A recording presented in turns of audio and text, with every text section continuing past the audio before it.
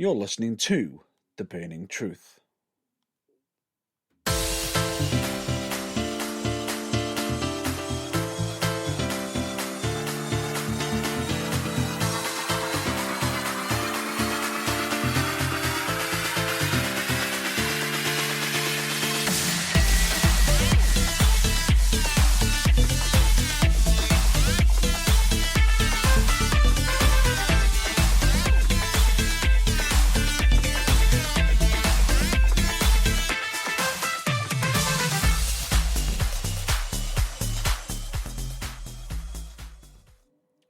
Hello, ladies and gentlemen, dude and dudettes. I am Matt Burns, and with me, as always, is none other than my partner in crime, JB, known as John Below. Do you have to announce every week about the crime? I mean, we're never going to get away with it if you keep telling everyone we're doing it. Isn't that like the first rule of crime? No, I'm basically being so covert, I'm being so, Oh, I'm with you. You're basically doing double reverse psychology. You're hoping that just by putting it out there, everyone simply won't believe we're doing it. Yeah, because it's that insane, because it's us. I'm with you now. Yeah. Okay, yeah. With It's that so in mind, it's so extrovert that it's covert. I think I understand where you're going with that. And with that, now we've got that cleared up. Hi, everyone. How you doing? We Hello. have the usual jam-packed show for you this week. This week, yeah, quite a lot to talk about. And quite a lot of it does centre around news again, because, we did say we were going to move away from that, but then WWE had a pay-per-view, so we kind of have to cover it, don't we? Yes, it's one of the fundamental ones that we have to cover, which is that we had Money in the Bank. Yeah. Money in the bank. Right. However, we have got a lot to discuss. I was going to say, that is far from the only thing we're talking about, but I think that's going to be the first thing, isn't it? It most likely could be, if you want to get anything heavy out the way, as in something that we wanted to discuss, but not sort of delve too much into if you wanted to. We could get that particular thing out of the way if you're thinking of what I think you're thinking of thinking about thinking. Yeah. Did I say the word thinking enough in that sentence? Because I've totally confused myself. Yeah. I think. Anyway, would you like me to do the audio disclaimer this year? Well, not for the year, for this episode? If you wish. Go knock yourself out. Actually, don't. That'd be silly, because then I'd have to broadcast on my own. You know what I mean, metaphorically speaking. Just, you do it. Right. For this week, I'm basically stating that the following audio disclaimer is to be recognised. Basically, that some of the topics that we do discuss and some of the language that will be used on this episode may be unsuitable for younger listeners and may, certain people may find offensive.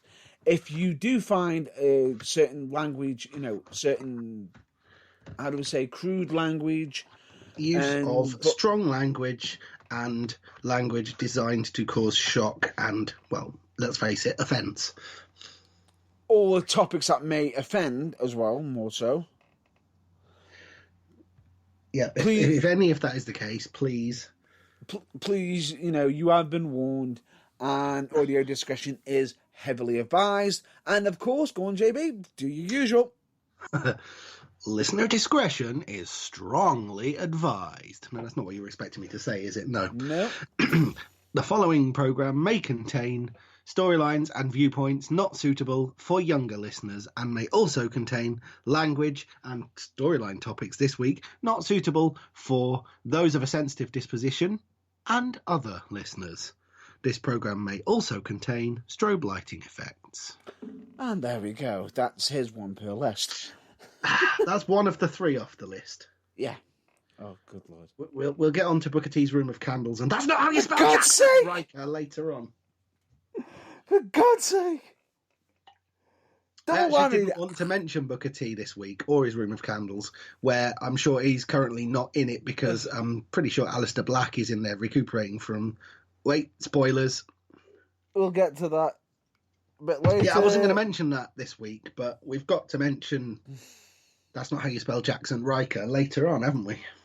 I like how you fired in the Booker T to make me angry, but also threw in the Riker to cheer me the hell up at the same time.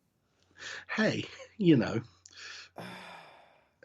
Right, speaking of angry, this first topic we've got to cover, well, how can I put this, is probably going to make quite a lot of people angry and upset and slightly sickened. But we've got to mention it. It may do, but depending on... We're not going to dive into it too much.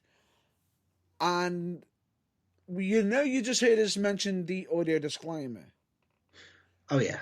Which still heavily stands. However, additional disclaimer will be mentioned after we mention the topic, which is the fact that we have got a former WWE champion, former world heavyweight champion, who has been a complete twat, I think is the shortest and most succinct way to put it. Actually, I think he's still undercoating it. Yes, but I'm trying not to think about it too much, as anyone listening should not either. Right.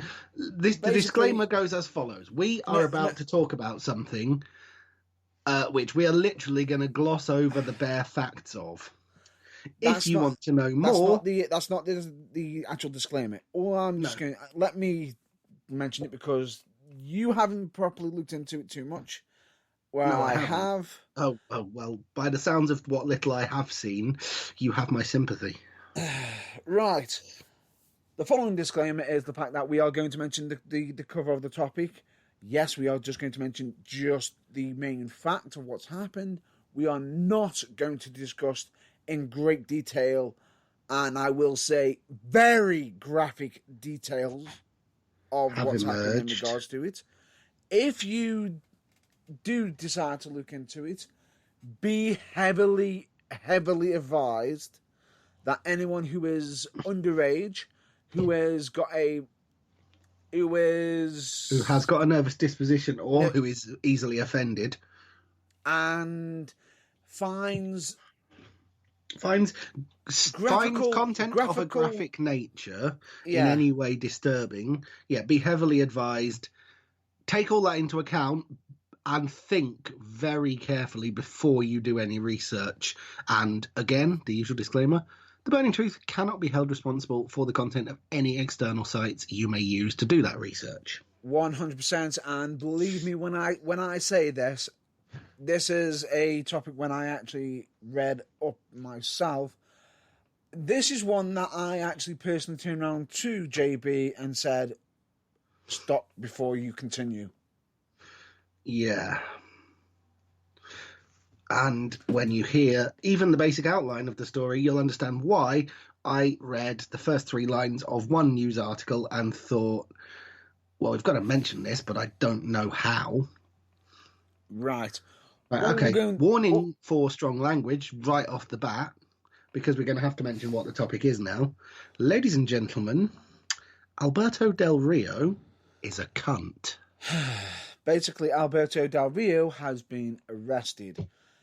And the cause of the reason is the main... is basically the main reason for any disclaimers we may have just put out. The reason why he has been arrested is in equal measure despicable, unfathomable, and inexcusable. Now, normally we wouldn't even mention the names, and we're not going to mention the act of it because we don't want you looking into this. And believe me when I say this, normally in regards to this sort of thing that he's been arrested for, we wouldn't even dignify it with a mention, but we wouldn't normally mention it, but it is something that it does need to be mentioned. And the scary thing about it all is the fact that he's actually out on bail. Yeah. So how are we going to tiptoe around this? What are we actually going to mention in regards to this? All I will state is he was arrested due to sexual harassment and additional charges. I was going to simply use the phrase domestic disturbances and potential abuse, but no, that you need to add that. As unsavoury as it is, you need to know exactly what the silly sod's been doing. I've mentioned that because it is I know some may find what I just stated quite a bit shocking and Yeah, just but the reason we mention it, I think what Matt Burns is driving at here is because it's a subject that needs to be in the public eye, and it needs to be talked about. And while I'm not for 1 second saying normalized, because it doesn't, it needs to be recognized for the hideous thing that it is, and anyone that does it needs to recognize that if they do it, well, they're basically the lowest of the low, and it's quite right if they were in any way famous if their entire public life is over because of it. Regardless of fame or anything, it's the kind of thing that you don't recover from, and frankly, quite rightly. It's because something, you've got to think of the victims at this point, and they're never going to be the same. So there's absolutely no reason why you should be allowed to be. And it's something that we've actually held off a little bit. We almost considered holding it off due to waiting to find out if any of it was, morally true and everything. Now, at this moment in time, yes, he is currently out on bail and will most likely be going to court. And if other than what we've mentioned so far, we will really not be going don't back care to this, speculate. No, we will not be going back to this topic unless a verdict has been reached and has been clarified. If it is that what has been mentioned is incorrect, then the Burn of course we will issue a statement. Effect. Yes, but if not, we will just be mentioning the verdict in regards to it, but not what the charges not passing any judgment on it or what the charges are or anything like that. As such, because like we said, if you want to look it up for yourself, feel free. But if you've in any way think you might be easily offended or have a negative, a sensitive disposition, or generally, used to think that he was a respectable human being, perhaps it's best if you don't, because allegedly at this stage, since he's out on bail, he really, really isn't. And it is a topic that is just very, very unpleasant. And we're going to be leaving it there effectively immediately as of right now. Suits me fine. Right. We've managed to tiptoe around that well enough. So on to more positive, whimsical, outright weird, and occasionally baffling news in the form of the Money in the Bank pay-per-view. Yes. We'll get the predictions straight out. Yeah, I was going to say, let's go straight in with them. Go on. You won, didn't you? Yeah, by one. That's a lot closer than I thought, but still. Does that include the match which, we couldn't have seen coming? Or is that one void? That's even voided. Oh, so that's by one, even including the fact that one isn't included. Okay. The result would have been the same. Oh, yeah, because we both said... Yeah, the same. The right result for who lost, just not who won. Yeah, all will become clear. In case you're scratching your heads at that. Yes, ladies and gentlemen, we are getting on to the Money in the Bank, which is basically... Right, I'm just going to mention, in my own mind, my mostly overall thoughts in regards to Money in the Bank, which is parts of it interesting, parts of it, Yeah. Quite a lot of it sensible, interesting, usual WWE fare, with more than the usual large sprinkling of what the doused on the top. Shall we go through it match by match? I think that's the safest way. It would be, but we'll have to speed it up because we've got a lot to discuss. Well, the thing is, this was the shortest WWE pay-per-view since the days of the B-level pay-per-views, which were called In Your House. The irony that not long after this show, it was announced that the next NXT pay-per-view is going to be called NXT Takeover In Your House was not lost on me. But so the fact that the whole show was only just under 2.5 hours long means we need... Excluding the pre-show. Yeah. The main show. The pre-show was an hour, same as it always is, but... Yeah. That basically means you'd think that means we've got less to talk about. We haven't, but nonetheless, we're going to try and get through it as quickly as we can. Basically, if you just had just the main run time of the actual show, there was actually more happening on the show, and it ran for less than Raw does. Conclusive proof, just in case there's anyone in the world whose name isn't Vincent Kennedy McMahon who doesn't think that 3 hours is an hour too long for Raw, this proved it. Pretty much. Right, let's just get down to the results, which is we have... We'll start with the pre-show, yep. Jeff Hardy versus Cesaro. Jeff Hardy defeated Cesaro, which is where I went 1-up. Well, I didn't predict that coming because I didn't honestly think that Cesaro, who is someone they're sort of stop-startedly trying to push, would gain anything from losing to Jeff Hardy, who they're also trying to push, but doesn't really need it. He's been to the top of the mountain. Cesaro hasn't. Anyway, whatever the thinking was, Jeff Hardy won. Yes. That it was. The next match was, the Fatal 4-Way for the SmackDown Tag Team Championships. I'll let you mention it now before I bust out into laughter. The New Day, Big E, but not Langston anymore, and Kofi Kingston, defeated the Forgotten Sons, Steve Cutler, and Frosted Flake Wesley Blake, with "That's not how you spell Jackson" right at ringside. The Miz and John Morrison, and Gran Metalik and Lince Dorado, collectively the Lucha House Party.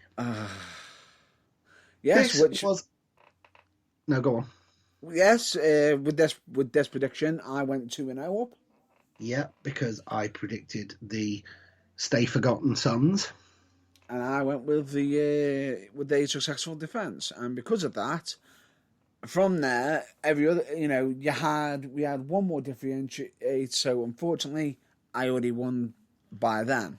Yeah, it was good to get it out of the way early doors and just not have to worry about it. So yeah, this match was great. It was a fantastic, lots of teams tag match. There was lots of suspense. At multiple points, you thought all the different teams were going to win it. I actually thought you were going to beat me. I actually genuinely thought at one point, about 2/3 of the way through, they've gone and done it, haven't they? They're actually going to win. And I was like, wow, this is going to be great. And nope, I ended up being right.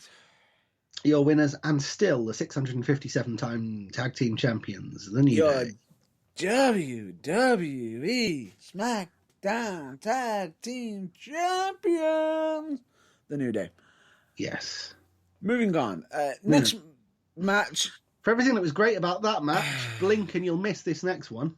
Right. This one was the one that on our predictions, we both said R-Truth would lose. Yeah, but so we both kind of got it right, but we didn't see what happened coming. Huh? Basically, for those of you who are scratching your head at this point, R-Truth lost, but not to the person who was advertised to be his opponent. So technically, if he was advertised in that match and people who are actually paid to see this wrestler to wrestle, bit of a letdown, really. A little bit, just a little bit. Yeah. So the person who we all thought was going to make an appearance, MVP, who did make an appearance, came out. Yay! We all got to set eyes on him and make sure that he wasn't, he's doing his ballin'. He's still there. He's still acting like it's 2005. It's all good.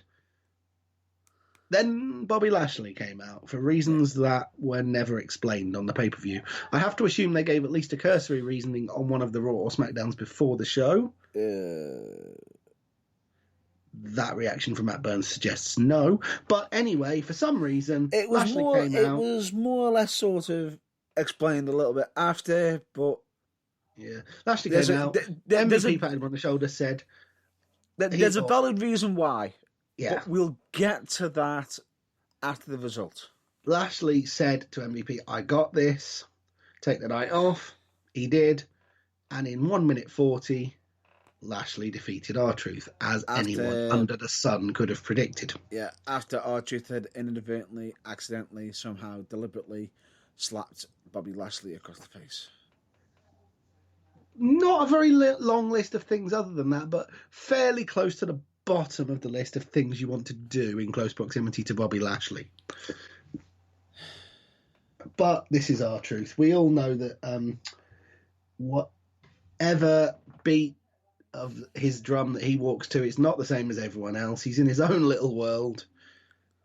And I think his post-match interview, which, by the way, still gold, as all our truth interviews are, was probably the best thing about this match. Yes. So, yeah, Lashley, not MVP as advertised, defeated our truth in, I'm not going to say record time, because it just isn't, but in less than 2 minutes. So hang on. WWE false advertising again. Hey, have you not ever seen the asterisk that they always put somewhere hidden on the poster? Which leads to the line at the bottom of the poster. I'm on about. Subject to change. I'm not on about the... hang on. Card subject to change. Really? Let me just point something out to you. The fact that I actually noticed something on the original poster compared to when we were actually watching the event. Oh, the original poster that had someone who had no part in this pay-per-view front and centre on it, which they had to quickly change when they realised it. Yes, I know where you're going with this. And basically changed it, and I'll get to that person later, because I'm going to have to mention it briefly in regards to SmackDown, because... oh my fucking God. Yes. That will be a soapbox moment. That will be a soapbox moment. But anyway, we need to crash through the rest of these results. So. Let's get through to it. Right, basically, Bobby Lashley crushed our truth, and do you know the reason being? Go on. Can you remember me saying to you that MVP was getting a stable? Is he still? Is that what this was a prelude to? It's basically looking like Lashley is going to go with with MVP, and Lana's not agreeing with it. Basically, that could be the WWE way of saying, we're throwing you out, Lana. Yeah, your husband's on the scrap heap, and now your on-screen husband is also separating from you because we want to put you with your real one. Yes, because unfortunately, Rusev is no longer Rusev, and he's not allowed to use that name, as he has clearly stated.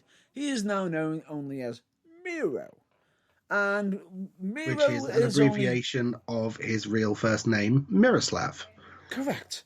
And Miro is now, instead of wrestling, is Twitch streaming. He's gaming. Fair enough. Good on him. And are you ready for this? He is not allowed to have his wife on the stream. Because she is still a contracted WWE employee, and he is not. And basically, if he actually has her on her stream, he can be sued. Wow. That's almost as surreal as a completely non-wrestling thing, which I will just seek into at this point, which I saw on my Twitter feed this week, which involves Ferrari Formula One driver Charles Leclerc, who was broadcasting a live virtual F1 race on his Twitch stream. Yep. And his girlfriend had to buy a month's subscription to his Twitch stream, log in and send him a message asking him to get the hell away from the race, come open the front door and let her into their house. Ibs? Yeah. I'd love to know how he got his way around that one, but he obviously didn't suffer too badly from it because he posted this to that full effect on his Twitter page shortly afterwards. Now, are you ready for this? Yeah. WWE are not going to be that anal, are they? Oh, wait. Okay. It looks like they possibly are going to be, even though WWE have inadvertently done it themselves. Yeah, that wouldn't surprise me. Now, do you want to laugh? I can even actually point it out. Go on. When it happened. Hello, Renee. Renee Young, as in Mrs. How can I put this? You can Mrs. Renee Moxley, as she's not known to anybody. Yes, wife of the current AEW heavyweight champion of the world. Yeah. Basically, now if I'm not mistaken, didn't he ended up popping up on WWE backstage inadvertently? What, because they did something from her house and he, as he shares it with her, happened to be there? Yeah. Yeah, but Lashley can't do that. Sorry, not Lashley. Miro. The artist formerly known as Rusev can't do that. Yeah. Basically, it's one of them. If it's an AEW star on a WWE television show, that's fine. If it's the opposite on any other streaming service, no, we don't want that. Yeah, double standards, much. Just a little bit. Anyway, we need to moving crack on. See, we both said anyway exactly the same time then, so that just goes to show, even though through the wonders of technology, we're not in the same room, we know when we're waffling, in case you ever wondered. Yes. The next match was the singles match for the WWE SmackDown Women's Championship. Which we all knew how it was going to end. Oh, we could all see it coming 10,000 miles off. Bayley, with Sasha Banks, defeated Tamina in, okay, the good guy is the bad guy and the bad guy is smiling and trying to be the good guy topsy-turvy world match. Which WWE seems to specialise in at the moment. Maybe more on that later. Can you remember me saying to you about that missing person? Yes. Actually linked to somebody in this match. We'll get to that straight after this. Okay. Basically, Bayley had managed to defeat Tamina. Big shocker. Saw it coming a mile off because Tamina hasn't been labelled a serious threat. Hasn't won a match, bar maybe the one that got her this title shot in how many years? Yeah, and do you know what the big shocker is? Everyone turns around and says, "Oh, how did Tamina? Tamina, she is a credible threat. Yeah, she was that much of a credible threat. Her last championship title match, which was at WrestleMania, and she was in an elimination match. And when was she eliminated? Was it last? No, it was not. It was second first. to last? No, it wasn't. Oh, you had to go and kill the suspense. All right. We're on a tight time schedule. I get that. Yeah, it was first, which makes her about as credible a threat as if WWE were to announce that Bayley was to next have a title match against NXT's Kacy Catanzaro. Now, what made it worse is who was last eliminated in WrestleMania? Oh, that was right. Lacey Evans. And Yes. where's her title match? Oh, wait. No, she doesn't have a title match at the pay-per-view. No, that would be silly. She's fighting for the potential to have a future one later on in the card. Oh, possibly looking like she's having a feud with Sasha Banks, which, by the way, that entire storyline might have been thrown out on SmackDown. Not surprised. Anyway. Wait. And guess who's involved in throwing it out? Rusev? Charlotte. Oh, fucking Flair. I wonder if she knows she's got the same middle name as Vince fucking Russo. I know. Anyway, Bayley won. Tamina lost, predictably. And Bayley is now obviously looking at the WWE roster. With a roll-up, a deadly roll-up. That outfit that she was wearing in that colour. It's obviously a subliminal hint to WWE management. Dr. Pepper. Her Dr. Pepper coloured tights. It's obviously a subliminal hint to WWE management in that she is reciting the Dr. Pepper catchphrase at them. What's the worst that could happen? Yeah. Yeah, in terms of who the hell are they going to throw at her next for her next challenger? You also asked me to remind you on your views of other outfit. Of? That her colleague was wearing? Oh, yeah, the sort of really weird, apparently some people find it quite interesting. I believe you're trying to plasticky, whatever the hell that was. I believe that Sasha Banks was wearing. I believe that was pleather. I think it looked like a suitably aerated. They cut holes in it. Red condom. Okay. It was, okay, I know a lot of people will like it and will probably disproportionately like it more because Sasha Banks was wearing it, but I don't think it did anything for her either. That's the main thing. Right. But anyway, that's just an aside. Let's move on. Let's just quickly move on because the world's most deadliest finishing maneuver ended up finishing the match, which was a roll-up. It is the world's deadliest. Even though Tamina ended up looking like she'd landed on Bayley when doing it, which is almost like a finisher. Yes, well, someone of the stature of Tamina landing on someone the stature of Bayley, Bayley's gonna come off worse. But They somehow got the pen. But anyway, moving on. But anyway, before we get to there, SmackDown basically had Bayley interrupt Charlotte Flair. Yeah. Who was cutting a heel promo. What? This is the very same Charlotte Flair who defeated a heel to become... Oh, wait, no, hang on. She is the heel because everyone's favourite Australian with the dreadful fashion sense at WrestleMania is a face. So that makes her a heel, despite what you might... Haven't you noticed anything yet? Hang on. Sasha Banks interrupted her. No, Bayley and Sasha Banks. So, oh yes, I have noticed. Hang on, 2 heels interrupted a heel. What's going on there? And what show are we on? Did you just say SmackDown? Yeah.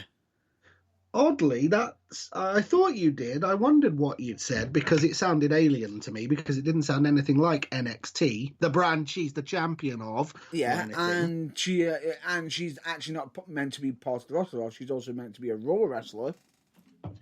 So the NXT champion, who otherwise is a Raw wrestler, was cutting a heel promo on SmackDown when the SmackDown Women's Champion and her best friend, all 3 of whom are heels, interrupted her. Yeah. Hashtag WWE logic, folks. And are you ready for this? Go on. Charlotte Flair put it down to the fact that the executive wanted her because she's blonde, she is talented above everybody else, and she has the last name Flair. So that was a little peek behind the curtain at reality then, because all of those are the reasons why she was there. Which then Bayley then turns up and turns around and says to Charlotte, why don't you go to NXT and actually showcase, show how much better that you are than them and get off my brand, where I am the champion, and why don't you go pay a visit to Raw where you can beat Liv Morgan again? Again, too close to the knuckle to be funny. Yeah. Yeah. For then Charlotte Flair teased something. For her to basically turn towards and ignore Bayley. Oh, ignore the woman who's just come out and told her to get the hell off her show and turn to the one who had stood patiently at ringside throughout all of this. Right. Sasha Banks. And basically said, and she, turned around and actually, gave her praise. Saying, shocker. I know, gave Charlotte, Charlotte gave praise to Sasha, basically stating, I do find it odd how you are the, number one on this brand, seeing as the real, who I think should be the number one, is also in SmackDown, is also in the ring, because she was headlining Raw with myself, because Bayley deliberately pointed out that she was the first woman to be NXT champion, Raw champion, Tag Team champion, and SmackDown champion. I see. And basically turn around and just, and she just goes, but then again, if last time I checked, me and Sasha were headlining main events, main eventing Raw and everything, and knocking it out the park. I just didn't realise that being second fiddle and without a voice is what's and being a lackey is what's making her happy now. Ooh, bitchy. And just as Sasha's about to cut a promo to say to Bayley, interrupts her and says she has a voice, she can do whatever she wants, blah blah blah. But we are the role models. Yeah, that basically implies she doesn't and stuff. And what made it even so weird is the look on Sasha Banks' face when Bayley interrupted was like, "Bitch, please." Yeah. So they're continuing to sow the seeds of a split between those two that otherwise just probably isn't going to happen, but they just keep wanting to make us think it will and then pulling the rug out from under us, don't they? Mm-hmm. What's going to happen to stop it in the next few weeks? A hug? Sorry. No, Bayley doesn't do that anymore. Well, especially not now, unless you can do it from 6 feet away and you've got some disinfectant wipes handy. Nice touch there. Anyway, Yep, I thought so. Moving swiftly on, as is long moving on. overdue. Basically, Charlotte Flair dominating another brand show, even though she shouldn't be. Because she's Charlotte Flair. Moving on. The next match was a singles match Oh, hang for on, the WWE. hang on. We also forgot to add that she wasn't even at the pay-per-view. Oh, yeah. Yeah. Even though Anyway, she was on the poster before they changed on it. the initial poster and then removed her off it. Anyway, let's move on. Singles Strowman match versus for the Wyatt. WWE Universal Championship. Braun Strowman versus Bray Wyatt. A match which did everything we wanted it to, dropped a massive hint that something was going to happen, and then led the way for exactly what we hoped would happen. Yes. Yes. Personally, I thought it was longer than what it needed to be. However, just to make everyone aware, this was actually pre-recorded. It was. Oh, that doesn't surprise me, because of all the people on the current roster who are using this whole, hey, guess what? There's no crowd. We can do pretty much whatever we like. Do you know why? Do you know why it was Bray pre-recorded? Wyatt is taking the most advantage of it. Go on, why? Because Vince McMahon didn't want the puppeteers to be seen. Oh, I see, because the puppeteers that had to pop up on all four sides of ringside, Yeah. they had to make sure that they got a shot whereby they weren't seen at all. Yeah. That I can completely understand. Which I'm fine with. I have no issue Yeah, with to that. be honest, that's fine. Anyway, we had a nice little tease that Bray Wyatt could be fighting with Braun Strowman again, but it will not be, This time it won't the just cuddly be Bray Wyatt. It's going It to won't be just be the guy who does the Firefly Funhouse. No, he's going to bring his slightly darker alter ego. And has anybody noticed that Bray Wyatt seems to be the cuddly guy when it's somebody who hasn't actually crossed him yet? But then whenever someone crosses him on a personal grievance level, the Fiend comes into play.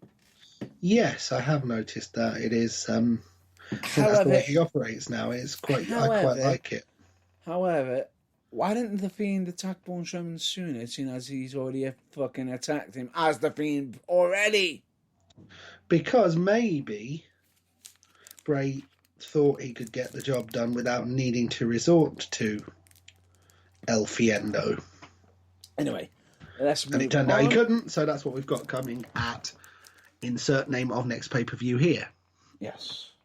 Backlash. That's the bugger. Right. Strowman defeated Wyatt, leading to the rematch somehow, which will involve The Fiend, no doubt. Right. Next, the singles match for the WWE Championship. Drew McIntyre versus Seth Rollins. The Monday Night Miserable Bastard by the against way, the Scottish Psychopath. By the way, so far, we all just picked the same on most of them. Yeah, that figures. Right. I just thought I'd point that out. Anyway, that's cool. Drew McIntyre versus Seth Rollins. We both picked Drew McIntyre. We both were right. The match itself was good. I thought it told a nice story. Yeah. It just seemed a little bit weird at the. I thought it was a big up at the end of it where Drew McIntyre shook Seth Rollins' hand, and I thought to myself, an attack's coming, but no. No, it didn't. It was just a genuine sportsman moment, which was welcome, if perhaps unexpected. But at the same time, also is allowing Seth Rollins to develop his character into what happened on Raw. Uh-huh. Which is the fact that he has become crazed on Raw. He's basically gone down Cuckoo Street, which just happens to be Unfortunately, I Street. can't mention who he viciously attacked and almost blinded, because we haven't mentioned him yet on this list. As they were in the main events, but we'll get to that quickly shortly after, because the change in Seth Rollins could be affected by change that we are going to be covering after Money in the Bank. I see. That's cool. For his future booking. Anyway, that makes sense. But anyway, the match itself was interesting, great, loved it. Okay. It wasn't anything immediately 5-star classic, but it was perfectly acceptable. It did what it needed to. Exactly. And the fact that Drew McIntyre is hitting the Claymore and getting the win straight away. What I thought was a nice touch is that Seth Rollins hit the curb stomp, and I thought to myself, oh crap, no. And we were treated to the sight of approximately half the people watching letting out a massive sigh of relief When a when kick out. the 3 count did not occur. Yes. And then one Claymore later. Thank you, your winner, and still. Right. The next match, or matches, were the, in inverted commas, main events of the evening, which were shown at the same time and were the men's and women's Money in the Bank ladder matches for.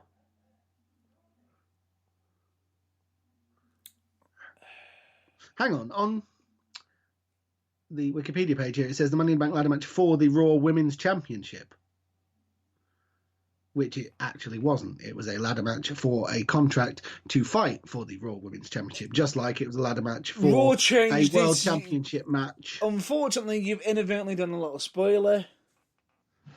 Oh, I see. Well, yeah, unknowingly, obviously, because, you know, the channel it's on, I don't get to watch Raw anymore until it's like however many weeks behind it is on the UK WWE network, by which point I've usually forgotten.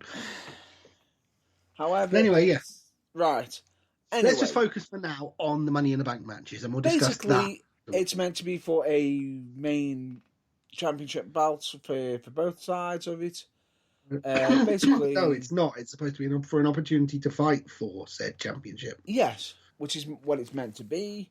Yeah. However, there was a bit of a difference in the women's, which was revealed on Raw, which my colleagues have already spoiled, but we'll get to that on the reason Like I said, behind yeah. it. First things first, let's talk about the matches themselves, which is...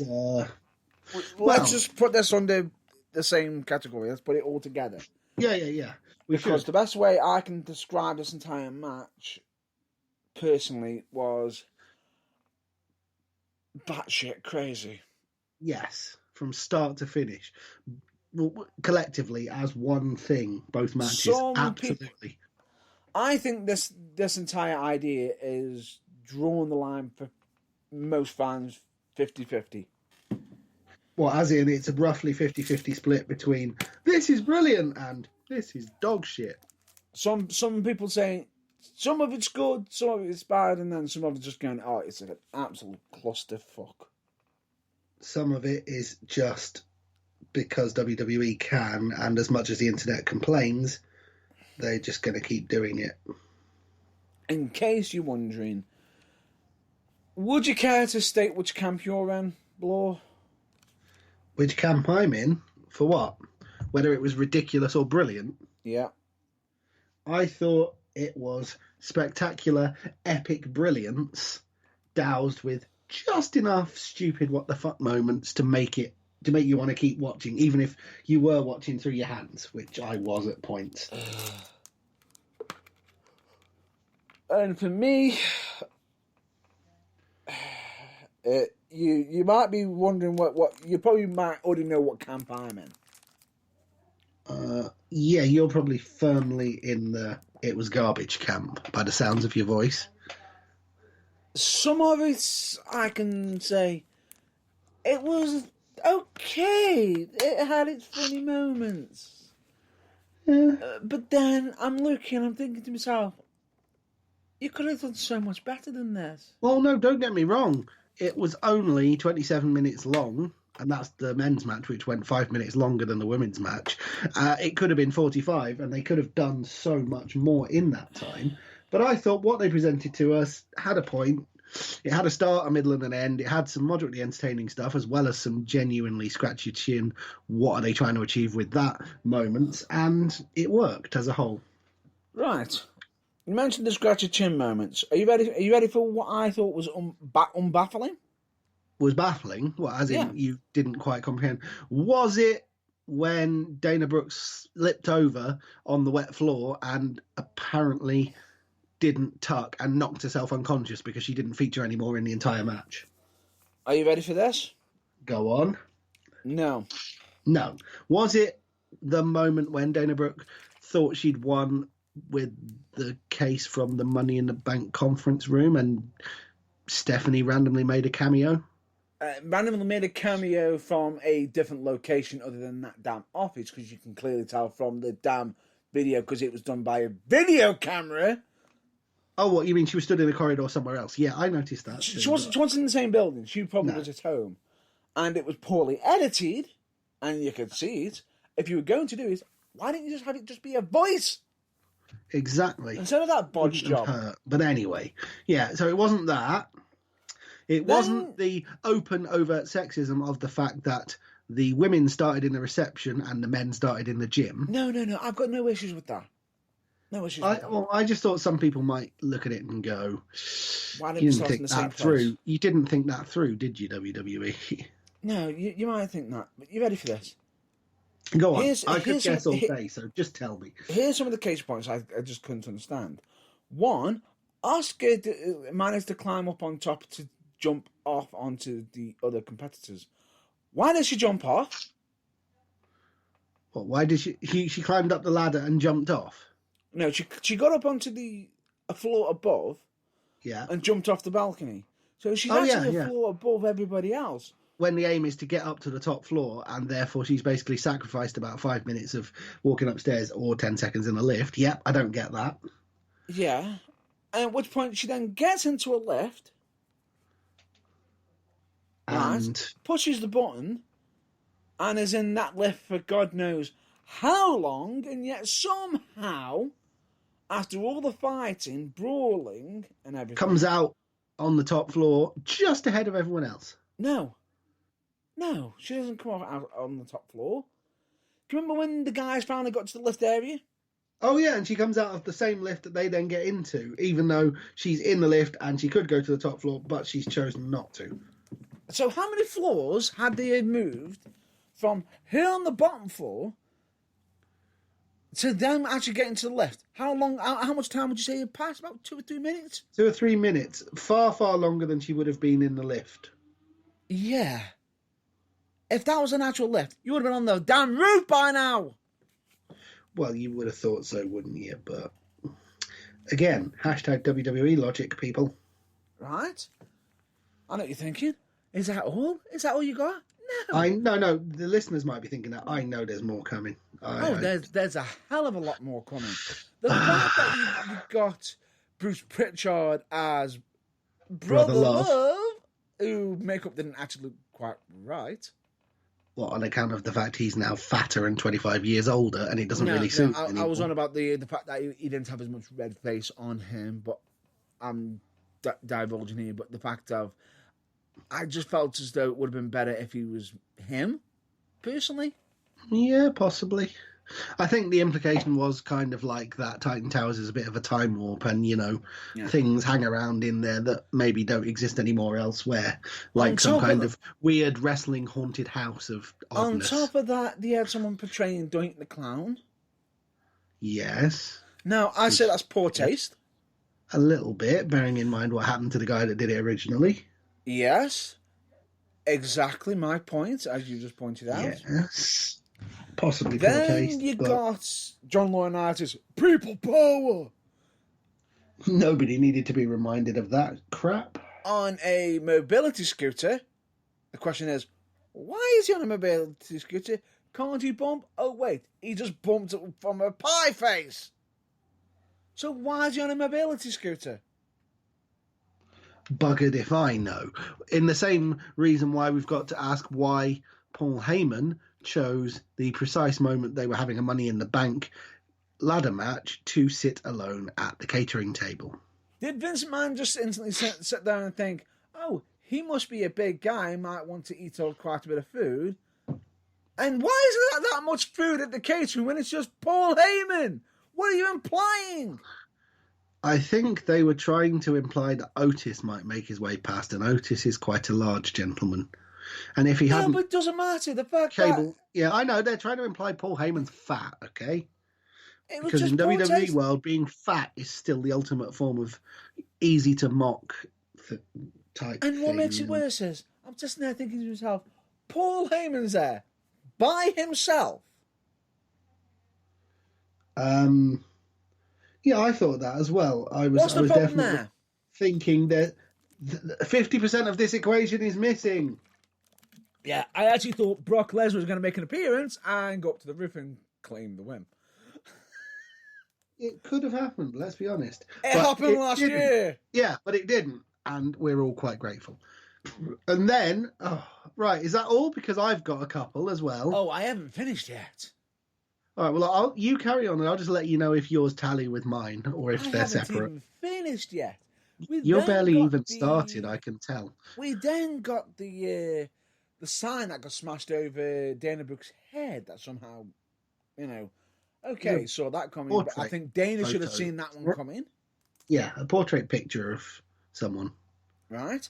Then on top of that, you've got AJ Styles running through corridor, hallway after hallway, going, "Ray, where are you? I'm going to get you." Why are you screaming around after Rey Mysterio when, you're running around for Mysterio on a said floor when his Rey Mysterio is probably heading to the top floor? To go to the ring with the ladder in it to get the contract that is the point of the match. On top of that, you've then got Otis before that, Otis putting a weight on AJ that you could clearly see that you could just roll it off his chest. But AJ had to work with it's stuck on my chest, even though all I have to do is move it up. Yes. And don't even get me started on Vince's cameo. I was fine with that. No, I thought it was moderately entertaining. The thing that got me was head boy AJ putting the chairs back before they left. That was genius.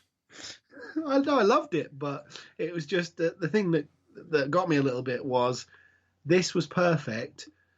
They can think of this, and yet so much of the rest of this has obviously just been brain farted out at the last minute.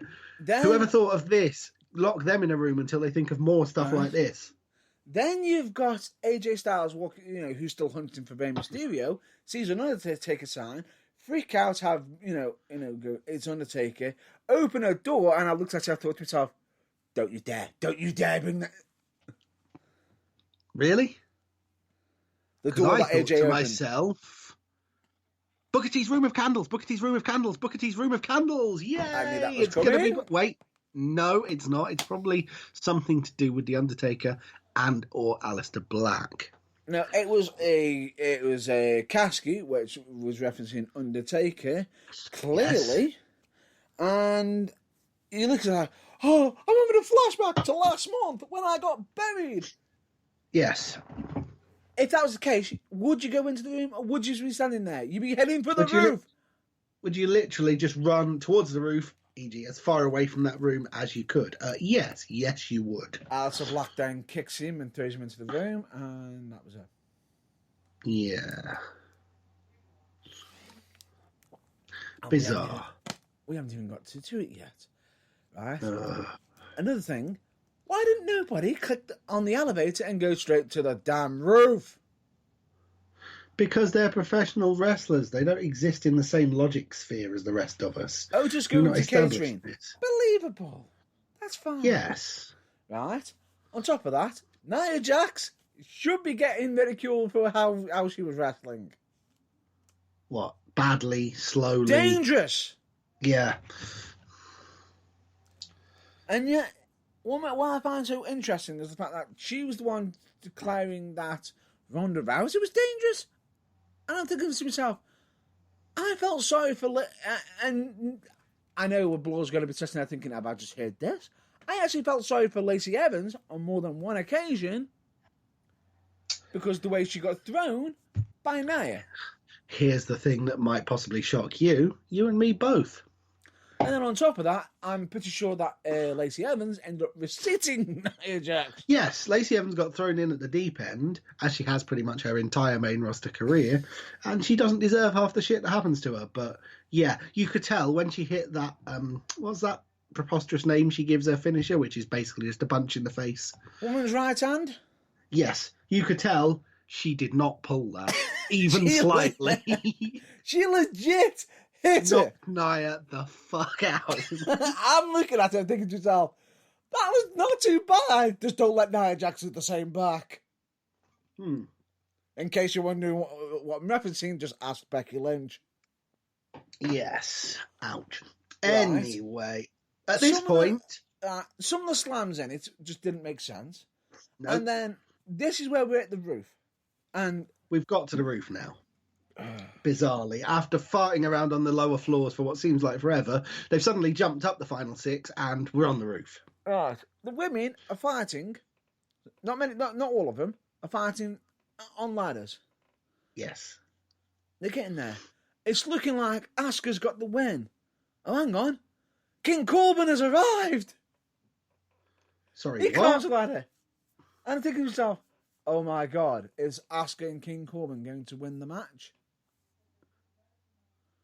On one For them- count, no. For then King Corbin to try and stop Asuka from winning the women's match?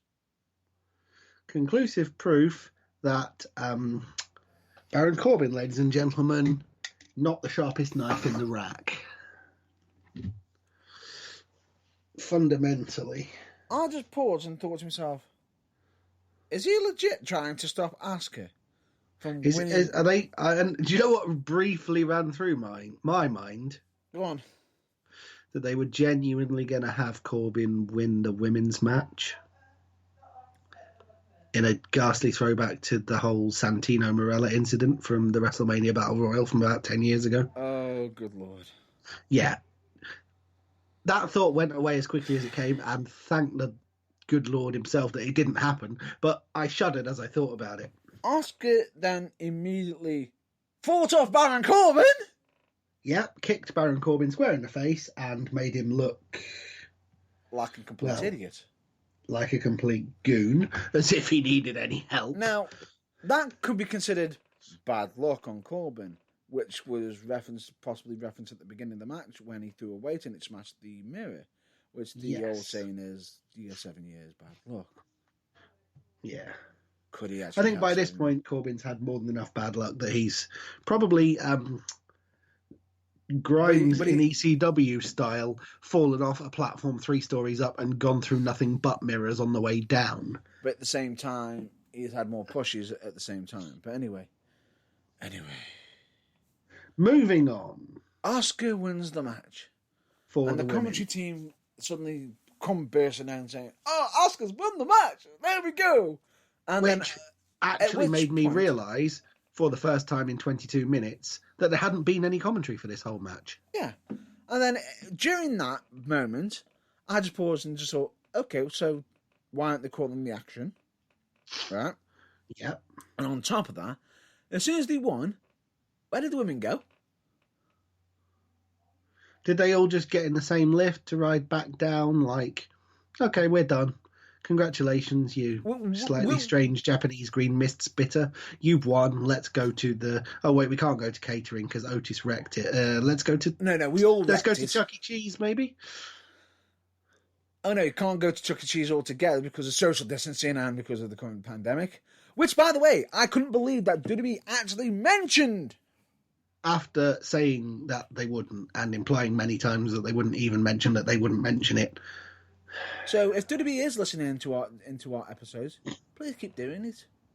Please keep mentioning it. Please keep mentioning the fact that the whole world is in a shit show of lockdown because, hey, we know it's escapism and everything, but we don't mind being reminded. We know. Why the current thingy isn't at the top notch. Yes. Why, fans aren't there. That's fine.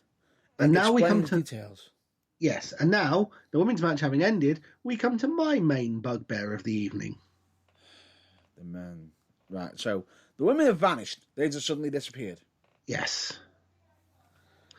And, out of the blue, as if he hasn't had a bad enough night already... Yep.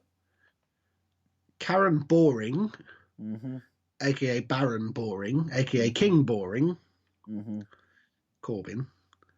suddenly decides to become a murderer. I was just about to address that myself. I was just about to say, /murderer. Yeah, suddenly decides to become a cold-blooded murderer. No. And not one case either. Twice, in the space of about 30 seconds, somebody...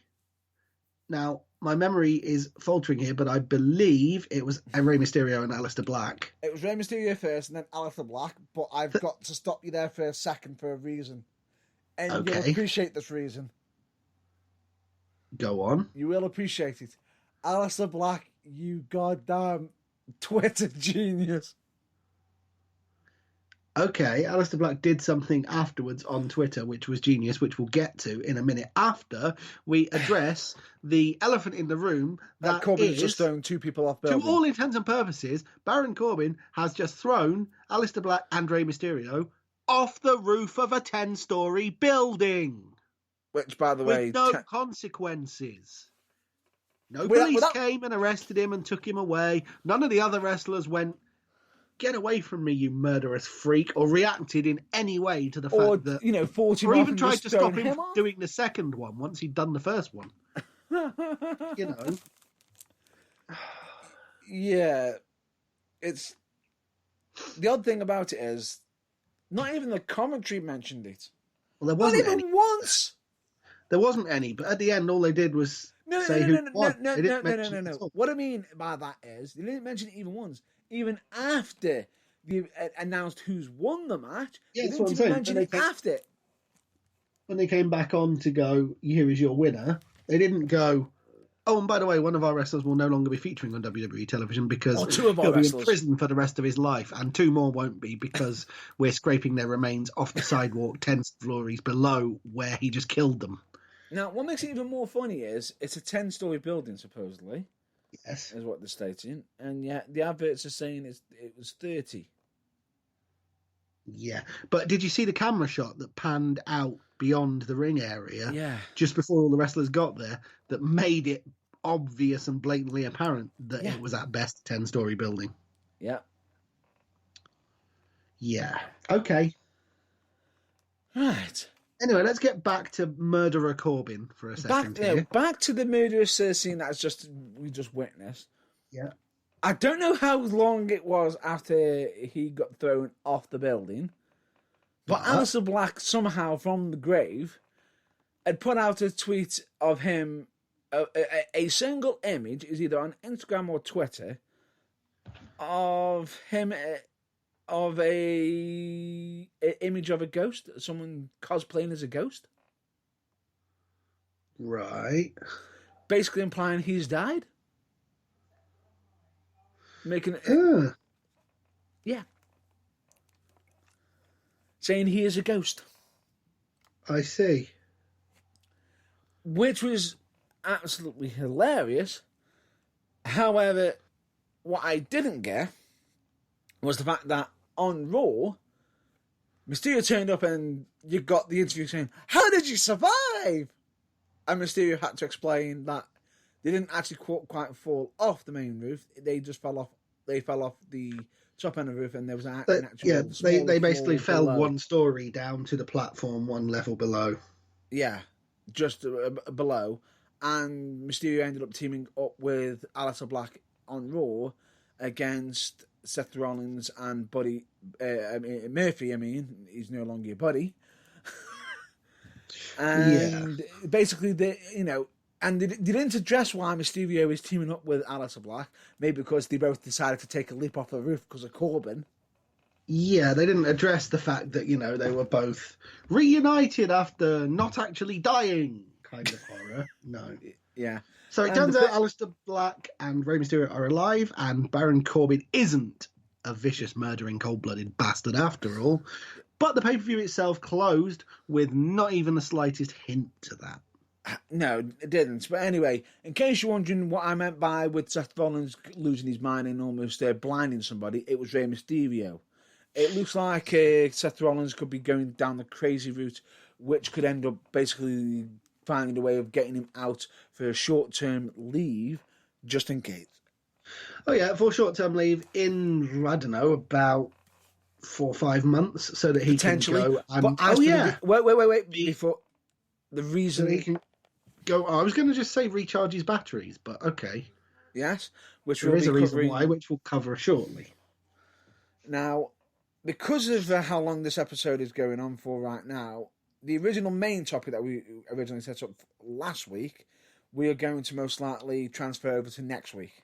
Yeah, I think we'll postpone it to next week. So next week's show, when there's no pay-per-view fallout to deal with, will be exclusively a quick run through any random news that might have happened in the week leading up to it, Possibly. and what was going to be this week's main topic, which, just remind the viewers at home, listeners, was... Is history repeating itself? With the certain debut that had actually happened on NXT. And I am referring to Karrion Kross and Scarlett. Yeah, we'll discuss that in more detail Could next history week. be repeating itself? But anyway, we'll discuss that next week on top of your topic, which was, I believe, the topsy-turvy booking of new independent wrestlers. But anyway, specifically we'll get to in that. NXT, but it's happening on the main roster as well. But anyway, yeah, that's for next week now, because we have, well, essentially, that's the madness of Money in the Bank covered. Oh, we haven't But do yet. not put the soapbox away, because we've got No, all of no, Raw no, and no, SmackDown to get through. Yeah, We haven't even finished Money in the Bank yet because I've still got a massive gripe on that one yet. well, even though Corbin's finished not actually murdering anyone. Oh wait, no, yeah, we haven't actually said who won the men's match, have we? Yes, correct. In all the excitement. Wait. of- By the way, because you actually picked Asuka to win, you got your point. Oh yeah, so I did, yeah. Yay! And you didn't, because you picked, I believe, Shayna Baszler. Yeah. Yeah. Who Who, by suddenly the went way, missing. complete non-event for the entire match. Where was she? I have no idea. I legit have no idea. Yeah. You're not the only one. Basically, I'm just wondering if it's because Vince is lost favour with her, doesn't believe in her. Possibly. After the huge favour she got with the push before. Even It's so, possible, even because Vince though, does- by the way, Yeah. the WrestleMania match with Becky Lynch could have actually been affected by what had actually happened, what was revealed on Raw. It very well could have. And in fact, let's face it, probably was. We don't know the full details of, well, how can I say this? How far along that particular storyline she is. Yeah, I actually looked it up, and she was during that time. Ah, yeah, well, there you go then. That might have been it. Yeah. Anyway, we need to wrap things up. The Money in the Bank ladder match for the men's World Championship match contract is down to 4 because, to all intents and purposes, Ray and Aleister Black are dead. We know now they're not, thankfully, but that's how the pay-per-view wanted to present it. So we're down to AJ Styles, Otis, Daniel Bryan, and Baron Killer Corbin. I just realised we didn't actually note down who won that match. What do you mean? Who did you go for in that match? Oh, anyone that wants to listen to last week's episode and correct me when we finish with this week's, you're more than welcome to. But I'm pretty sure I picked the only man in the field born in Europe. Really? Missed the most protected finisher in the history of anything since Hulk Hogan's leg drop. Oh, yeah. You know, 50% of those that died in the match. You went for the one that died, and I went for AJ Styles. You went for AJ Styles, I went for Aleister Black. That was and I was so We damn close. both couldn't have been more wrong. And yeah, I was so damn close. Even though the explanation. But unfortunately, due to a combination of fighting with Daniel Bryan, and Daniel Bryan obviously greased his gloves. It wasn't Daniel Bryan who was fighting. Oh, was it? Sorry, was it Baron Corbin? It was Corbin. Corbin obviously greased AJ's gloves. While he got hit by a guitar shot from Elias. Oh, crap. Yeah, I'd completely forgotten that even happened because Elias is so relevant. My mind just didn't register that he was even there. Yeah. Elias come out of, But he did. you know, Elias decided to take a page out of Randy Orton. Come out of nowhere. Out of nowhere with the very well gimmicked guitar that spectacularly falls to pieces at the lightest touch. Yeah, and somehow, Was it the shock of that made Corbin let go of the case and AJ not be able to catch it? No, oh, just don't. Right. As a result of a long lost stipulation. Stop where you are for a minute. I'm Okay, going to have to okay. address this situation. Right. Yeah, I didn't think you'd put the soapbox away yet. Right. Warning, Mr. Matt Burns may possibly be about to get sweary. Right. There's definitely a soapbox involved. Oh, no, no shit. Right, take a deep breath and fire away, because this I have got to hear. Right. I have no issues with the fact of who won the match. It was just the fact of How? how it happened, right? And I'm siding with Miz on SmackDown, by the way. Yeah. Just pointing this out. Right? I understand that Otis couldn't climb the stairs because he's breaking them.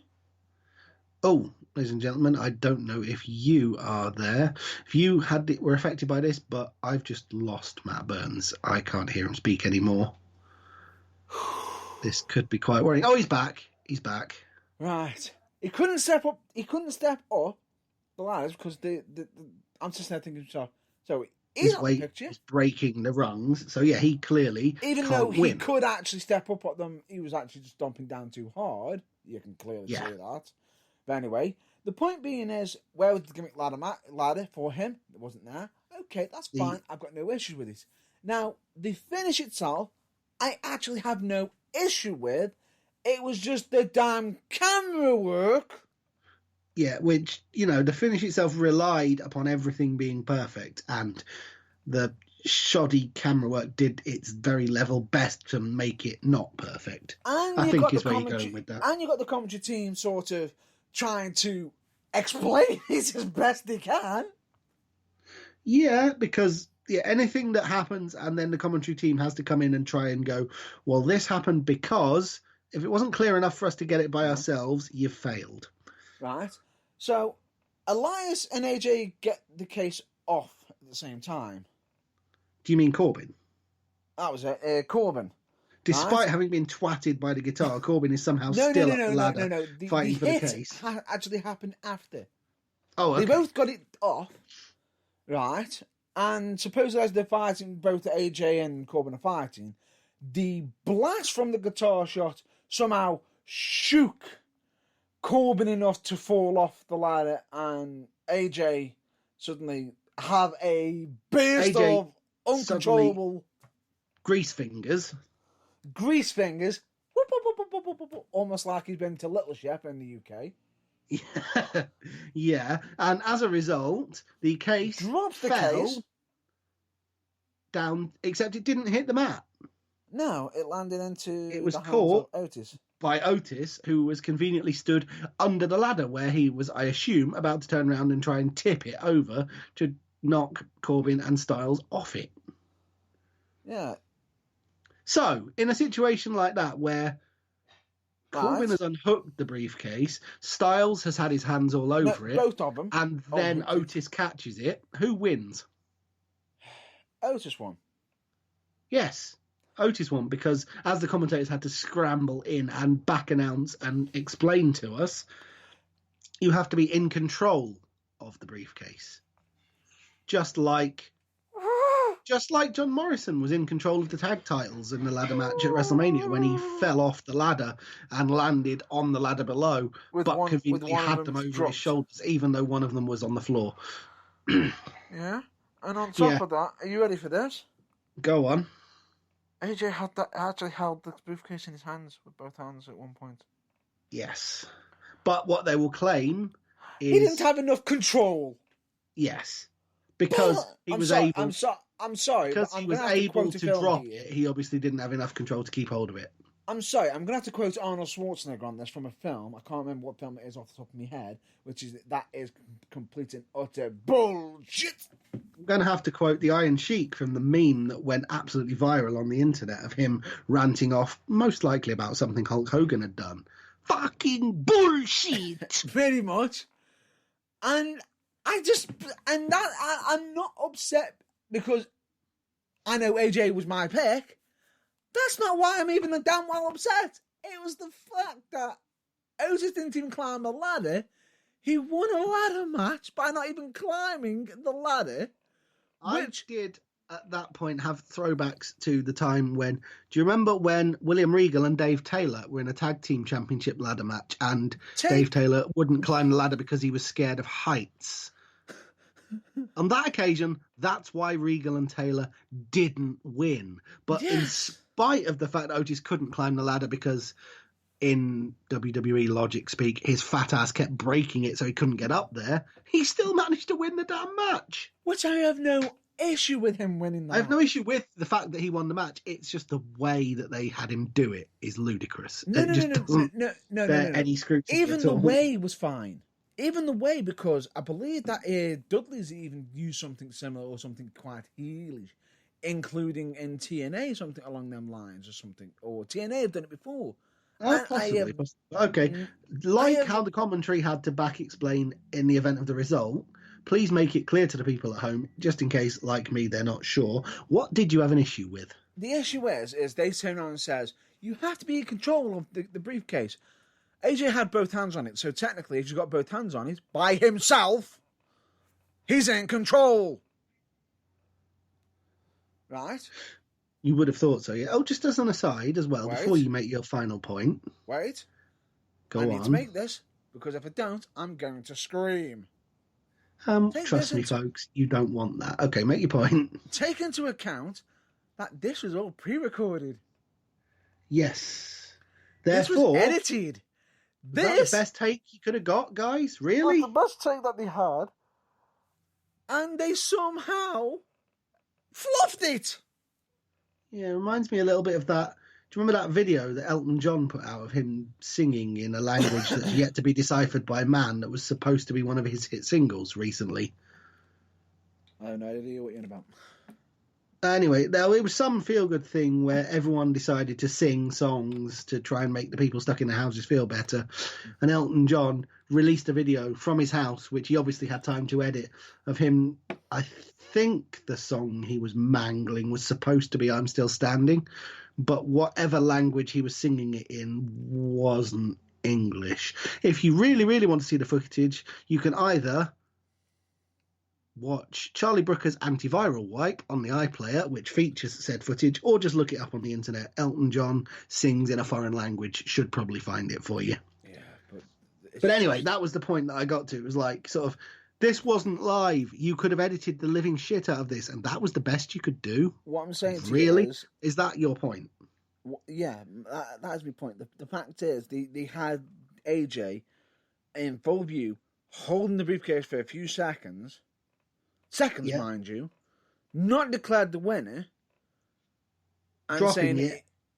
dropping it and saying he wasn't in control. So basically, when they were, and then on a pass moment, someone actually asked somebody on the commentary team, I believe, I can't remember who it was, you have to be in control, meaning both feet have to be on the floor to be in control.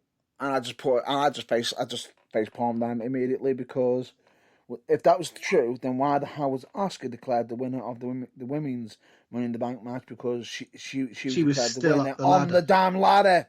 No, I do recall that's reassured me somewhat, because I did think I'd gone mad and I thought I'd made it up, but I did seem to recall for the first couple of ladder matches, Money in the Bank ladder matches, I seem to recall that the bell didn't ring until the person who'd retrieved the briefcase put their feet back on the ring off the ladder.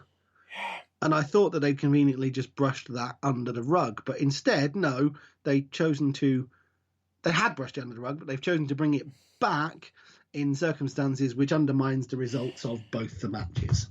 Good work, WWE. And making it worse, that rule got. Do you want to know when that rule got brushed underneath? About 2010. And do you know which wrestler it might have been mostly who got it brushed under? Ooh, let me guess. AJ Styles? No, he wasn't in the company then. Triple H? Nope. John Cena? And his name is John Cena. Yeah. Was it him? Yeah. Surprise me. So, ladies and gentlemen, Otis won. And can you answer me a question that I genuinely don't know? And you would have thought I've had a whole week to look this up, but I haven't remembered to. Go on. Is Tucker injured? No. So why is Otis getting this super mega ultra push? No idea. Is it solely because Vince likes laughing at the fat man who's not ashamed to come out in public and go like, yeah, I'm a fat man, I've got a big stomach, deal with it? No, because I am fine with him winning it, because he is... No, I'm fine with him winning it. I'm just wondering why he's getting the push. I think it's possibly because his angle with the whole Mandy Rose stuff has actually been entertaining. Has shock horror Vince McMahon actually acknowledged something that could have done Zack Ryder no end of favours, and that people can get over on their own, and they don't need to have the corporate rocket shoved up their ass as soon as they pulled it out of Roman Reigns' ass and cleaned it, just for them to successfully get over, and that, you know, it can happen spontaneously. Take into account that with Zack Ryder, he got himself over. With Otis, they actually had a right to do the storyline to get them over, and then suddenly let go of that said writer by furloughing them or firing them. But the point being, Vince has finally acknowledged that people can get over way more than you expect them to. Yes, but anyway, are you ready for this? Stone Cold Steve Otis, anyone? Otis was on SmackDown, got brought onto Miz TV. Miz ridiculed him, saying, "I can't believe that, you know, you could potentially be the face of the company." And then the camera zoomed in on him. It's like, yes, that could be the face of the WWE, of SmackDown. Did Otis do what any sensible person would have done at that point? Yeah. Which is just eat the Miz. No, what made it even more funny is you got Otis going, "Oh yeah!" Right? At which point he stopped and realised what the Miz had said to him. Oh no, he hadn't figured it out yet. Right? And then Miz is that upset. Right? He's that beside himself. He demands Otis to get Tucker, to get Heavy Machinery to face Miz and Morrison later on. Well, he's so upset about somebody winning the Money in the Bank ladder match that his inner Teddy Long comes out and he demands a tag team match, player. Yeah. And then Otis has to say to him that Tucker can't do the match. That Tucker can't do the match because he had a little accident, possibly with something to do with some trail or something, some Oregon Trail or something. I don't know. I have no idea to what he's referring. So basically, unless this is base level WWE television, and he's either injured or Vince McMahon was making a poo reference. Either is equally likely, right? Or you know, it could be the way to split up the most over tag team in the last 10 years. Yeah. Well, no, I like the second most over, but the most over that WWE haven't fired for no apparent reason. But I am so sorry to state this. We already know that Otis is the Shawn Michaels of Heavy Machinery and Tucker is Marty Jannetty. Sorry. Yes, but that's not always the case, is it? Because let's face it, in 2010, everybody knew, without a shadow of a doubt, when they broke up Miz and Morrison, that Miz T. Jannetty wasn't going to be long for the company. And yet, that didn't turn out to be the case, did it? True. So you can never. I know what you're saying. Otis is over as hell, and Tucker just isn't. Aside from any residual he gets from just being in Heavy Machinery, and has been getting fed to Dolph Ziggler, which is never a good sign for your career. Jesus. Yeah. Getting told you've got to work as part of the Miz's team of lackeys is probably the only thing more a sure sign that you're for the scrap heap. Right, are you ready for this? Go on. And you got Miz to turn around and says, "Oh my God, you can't even do that right." Do what right? Sorry. You can't even get your own tag team arranged right. Tell you what, go out in the back, get anybody to team up with you, and we'll face you. Right. I'm expecting that the person you tell me that he chose to team up with him is going to be a premium grade. What the moment? At which point... I'm just trying to think of the least likely person. Oh, no. He didn't pick Mandy Rose, did he? No. You ready for this? At Because which that wouldn't have point, surprised a me. stagehand got in the ring to add an extra chair, possibly for Otis and somebody else who And wasn't the there. Miz thought that he wanted a fight. Oh, No. jeez. It looked like it was going to be that, and I would have found that, and that would have still been entertaining. But more likely, Otis probably burying Miz and Morrison. But no, it's not. That's not the case. That's just Miz taking a pot shot at a stagehand, saying you could have been there sooner. Yeah. Right. Who did it end up being? Who did he choose? Right. He went for pick Sheamus, and Sheamus said no. And the person who came out, the Universal Champion, Braun Strowman. Braun Strowman. Did not see that coming. Yes. Mind you, nor did anyone in the WWE writers' room, probably, until they drew his name out of the hat. But then they teased something. What? They got the win. New heavy machinery, Strowman and Otis. Yeah, they got the win. Braun celebrating with the belt. Otis picks up the case and looking at him. Ah. He looks like he's about to hit him, but it looked like Otis took a little bit longer, deliberately waiting for him to turn around. I think Strowman turned around. He looked like Otis went for hit him and just stopped and fist bumped him. I see. Did it? But then it was like, had he done that because he got caught, or is he actually, and then Otis goes, I'm just joking with you, big fella. Yeah.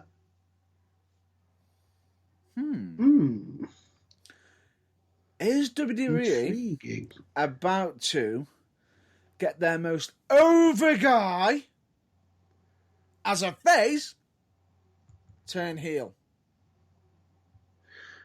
As we've dropped hints to the level of Topsy-Turvy World, which we'll talk about at length next week, wouldn't surprise me.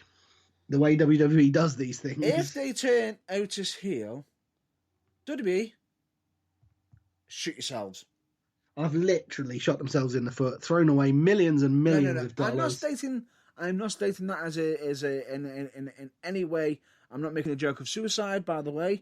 We knew that, but it's worth clarifying. I'm just clarifying that. I'm just stating, throw your money in the fire. Literally, get that pretend Money in the Bank briefcase from the conference room that Dana Brooke thought she'd won, that's full of pretend $100 bills, fill it with real ones, and then set them on fire. Because you are legitimately doing that. You're basically, you'll be destroying one of your own superstars. Yes. In doing so.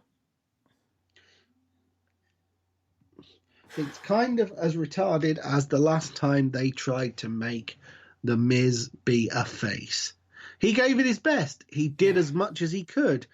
But my God, if there is anyone in that company that is just natural, the anti-John Cena, e.g. career-long heel, it's The Miz. Yep. In much the same way, new John Cena, e.g. he's a face, never let him stop being a face until such time as you've rammed him down the throat so much that you can't stop but make him a heel because everyone's got sick of him. It's you mean Otis. Roman Reigns? You mean Roman Reigns, who's not getting a mention or even being actually on TV in God knows how long? Well, yeah. So they need a replacement Roman Reigns. Step forward, Otis Reigns. Nope, not going to happen. They're going to turn him heel. I hope not, but happen. As I said, this is WWE Topsy-Turvy World, so it's probably likely. Sadly. It's going to happen.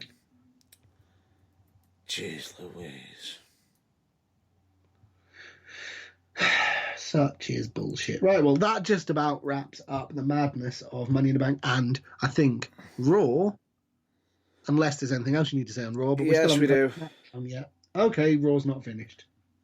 Raw isn't finished because we haven't mentioned the whole reason why Seth Rollins could be taking some time off, or why the women's Money in the Bank match ended up being for the women's championship. Okay, well, for those of you that know anything about the real lives outside the ring of the WWE superstars, you've probably already put two and two together here. But for those of you that maybe haven't, please allow Matt Burns to explain. Right. Raw started with a heartfelt promo. Yes. From the man, Becky Lynch. Yeah. Who came out and gave a plea to the WWE fans. And I'm looking at this and I'm thinking to myself, is she retiring? This looks like a retirement Has she basically speech. Done one of those things where I've beaten everyone, I've got nothing left to prove, ta-ra, kind of things? No, this looked more like... Oh, this was more like a Daniel Bryan side of things, you were thinking? Yeah, because she even added in the words of, I've got to go away for a while. Oh. Yeah. And I'm thinking to myself, oh my God, is this a Daniel Bryan? Is this a Roman Reigns? What the hell's going on? Leukemia, concussion, or something else horrible? Has she got an injury or something? Yeah. I'm thinking worst case scenario. Right. It's really unprofessional to mention this mid-broadcast, but while you're discussing this, you're on your own for half a minute, because I will burst if I don't. Right, no. I'll answer just the call of continue on. nature. No. Just carry on. I'll just carry on. Leave it to me. I'll take over this segment. Basically, that's cool. I'll be back shortly. That's fine. Basically, in regards to it, what I'm just going to state is, it sounded like Becky Lynch is about to drop a bombshell for then Asuka to interrupt, and Becky actually praised her for interrupting, and Asuka still being in full character. This is a very serious moment at the same time, even though there's no crowd, and you got Becky Lynch praising Asuka, which is a bit unusual. She states, you might have noticed that you can't get into the briefcase. I've got the code. And she unlocks the code on the briefcase to reveal the WWE Raw Women's Championship, to state that it wasn't for a contract, it was for the actual match. And you can see Asuka looking a bit dumbfounded, a bit, she's saying, what's going on? Pinch me. Is this real? And at the same time, suddenly she goes, and you can see Becky going, no, you are legit the actual Raw Women's WWE Raw Women's Champion. For Asuka's jump in, going, way, I'm the champ, which was absolutely hysterical, because it's showing Asuka in her full glorious character, which she has been repeatedly every week, just, even reacting almost as if there's still a crowd there, jumping onto the announce table saying, go away, even to, kicking off at Samoa Joe, who's doing commentary on Raw with the guys who might be possibly injured, which is why he's doing commentary. And it was just really, really clever on how they did that with Asuka.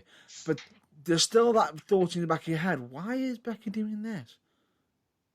And everyone's thinking the worst, and all of a sudden Shinsuke comes back in and she goes, you were dominating, you probably, she's just like, and then she literally threw in the line of, Asuka, you go be WWE, kicking ass as the WWE Raw Women's Champion, while I go home to be a mum, a mother. Basically, the reason why Becky Lynch needs to take time off is because the man has become the ma, meaning she's going to become a mum. Now, with her becoming a mother, that could potentially explain why her match at WrestleMania against Shayna Baszler was not the absolute bomb burner that everyone expected to be, the proper, we're throwing everything into this match. Shayna Baszler's going to look like she's going to kill, Becky Lynch and everything. They might have done that because she might have actually been pregnant at the time. Now, there's even some speculation in certain tabloids and certain wrestling spreadsheets who have stated that, they've had certain investigation where they've even had people stating that Becky Lynch has essentially possibly done a bit of a record by being technically the first female wrestler to wrestle at WrestleMania while pregnant. I'm back, by the way. Interesting. Not a record that I'm sure she wanted or perhaps expected, would have done if she'd known, but she had known. She had known. No, I mean known with enough time in advance to back out. Yeah. But that's probably why the match was not the barn burner we all hoped for Now, and kind of expected. Seth Rollins put out when this was revealed, put out a picture of when she found out when she revealed she was pregnant to him. And I'll be honest with you, it is a heartfelt picture. Now, Seth is even fired at stating that WWE hung him out to dry at Hell in a Cell last year, in that, you know, he took a lot of blame for what he didn't need to take. But he's gone on record to state if he didn't go through that stuff, he wouldn't be doing the Messiah gimmick and everything, which has been absolutely genius. Now, yes. Seth Rollins could be doing the crazy gimmicks because eventually he's going to be taking some time off soon because he's about to be a dad as well. As alluded to earlier, now you know why we were suggesting that. Yes. And the best thing about it is when this was revealed, Asuka, you can see on her look, was half breaking character and not, because she's sort of was still doing the celebratory, but for Becky at the same time. But it was like, Becky, which she should, if she's being a heel, she wouldn't normally do. But my God, what a feel-good moment that is! Yeah, absolutely. Now, the whole and entire of the Burning Truth send their congratulations to Seth Rollins, both of them, Seth and Becky Lynch. I do have to take a bit of a jab at WWE. Fucking really. Go on, they tried to ruin the moment, didn't they? No, they didn't ruin the moment. No. Oh, well, there's a first. Go on, but what did they do that made you raise your eyebrows? They suddenly added a new t-shirt on www.shop.com. In spectacularly bad taste, and one that was removed almost as quickly as it went up. It's still up. Oh, but in bad taste. You ready for this? No, but I'm sat down, so take a risk. You've seen the Becky Lynch t-shirt, The Man? Yeah. T-shirt? Yeah. Just hollow out the N on man. So you just got the outline of the N. Yeah. Basically, it looks like it still says The Man, but the Ma is highlighted more so. Oh, I'm with you. It took a while for me to understand that because it's probably a visual gimmick. I probably have to see it, but now I get what you're saying. It's basically like highlighting that she's now going to be a mum. A mum, yeah. Yeah, which is nice. But they're showing out the t-shirt that she's going to be a mother. Well, to be honest, so basically, as long as she's got a good contract and she gets a nice, hefty percentage of all the royalties from said t-shirts, I don't think she cares. If she isn't getting royalties off that and WWE are massively profiting off them t-shirts, then no, I think she does. I think every superstar gets a cut of their merch. They do. Yeah. But so that's what I'm saying. I think for them t-shirts, she should be getting extra, seeing as that's her personal fucking life. Well, WWE does love to blur the lines, don't they? And they carry on doing it, irrespective of whether it's right or not. There's blurring the lines, and then there's just profiteering arseholery. Is that the word you're looking for? A little bit. Yeah. I'm sorry, but WWE is profiting over the fact that she's pregnant. Something which, yeah, as much as they'd love to control that and use it for storylines, which is what they're doing. And thank God. No, but I mean, you know, you can just imagine this kind of world where Vince McMahon is the god he always liked to imagine that he is, and he can just be like, "You're pregnant now. Why? It's good for storylines. Make me money." No. It's not even that. It's like, oh, Vince, I've got some news to tell you. I'm pregnant. Okay, I don't care as long as it makes me money. Same difference, really. And you know what makes it so bad, by the way? People are actually ducking Vince McMahon now, by the way. They're hiding in cars to avoid him. He's in that much of a bad mood.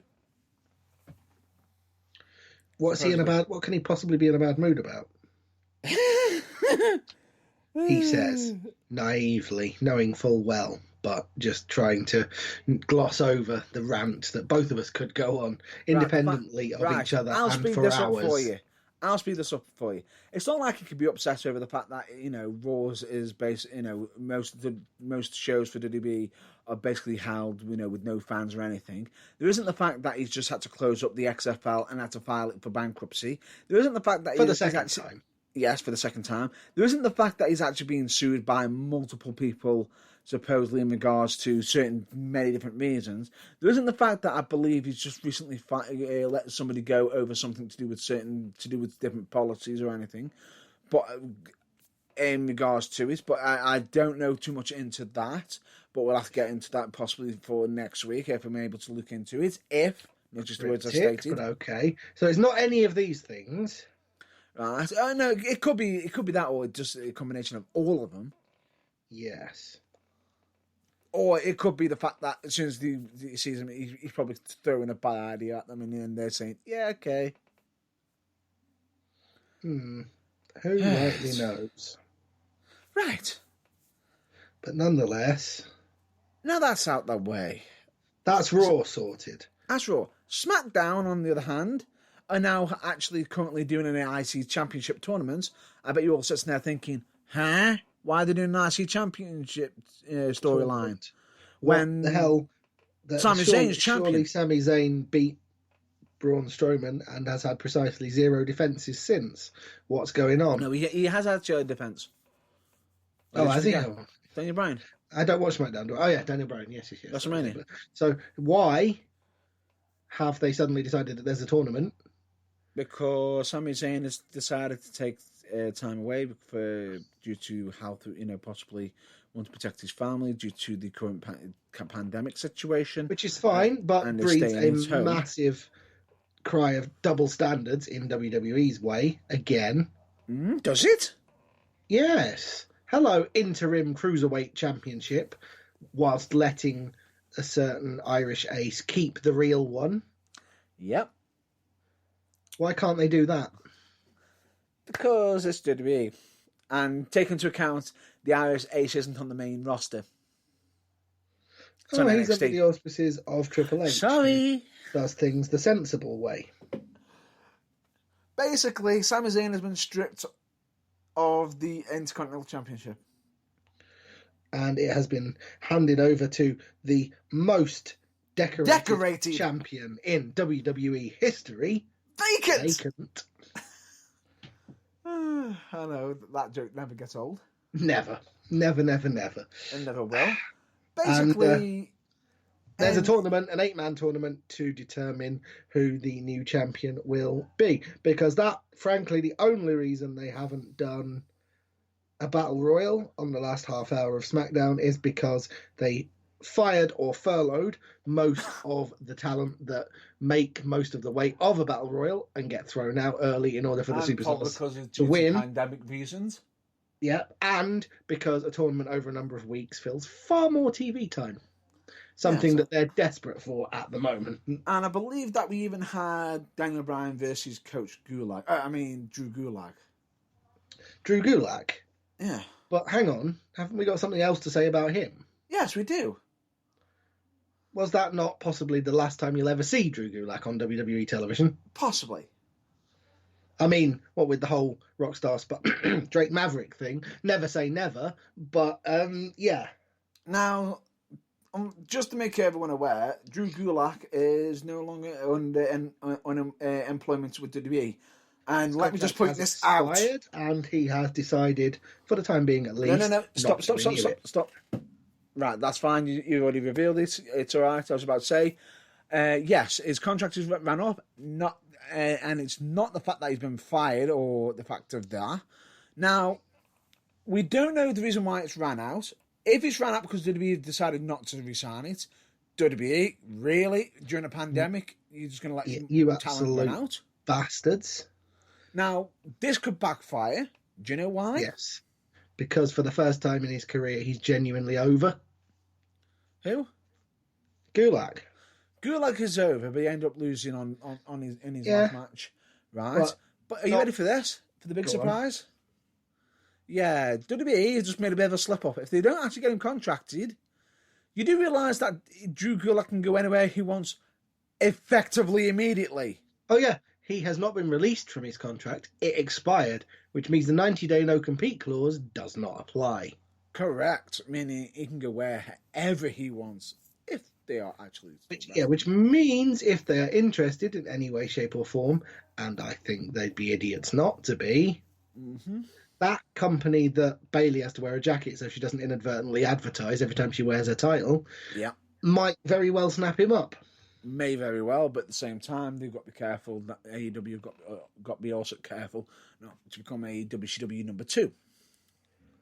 Well, to be fair, Drew Gulak is hardly Edge or Randy Orton, is he? He's got most of his career in front of him, so they have got to be careful. But yeah, he's not like someone that could potentially further that reputation, which isn't one they've got so far, let's face it. True, at the same time, but, TNA and Impact got blamed for it, saying, every time someone left WWE, we're just going to jump over to Impact because it's another wrestling company.